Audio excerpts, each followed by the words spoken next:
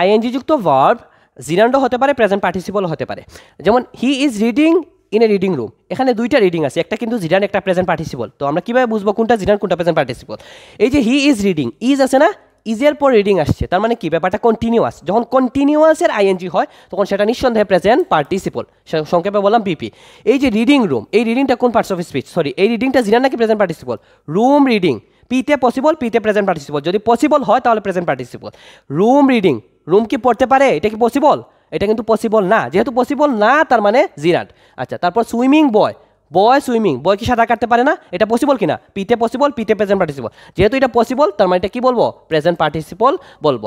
এই যে এটা কিন্তু কন্টিনিউয়াসের আইএনজি, তার মানে এটা কি হয়ে যাবে? প্রেজেন্ট পার্টিসিপল হয়ে যাবে। পুল সুইমিং, পুল কি সাঁতার কাটতে পারে কি পারে না? পুল সাঁতার কাটতে পারে না, যেহেতু এটা পসিবল না তার মানে কি হয়ে যাবে? ওটা জিরান্ড হয়ে যাবে। পিতে পসিবল, পিতে প্রেজেন্ট পার্টিসিপল। যদি পসিবল হয় তবে প্রেজেন্ট পার্টিসিপল, আর যদি পসিবল না হয় তবে জিরান্ড।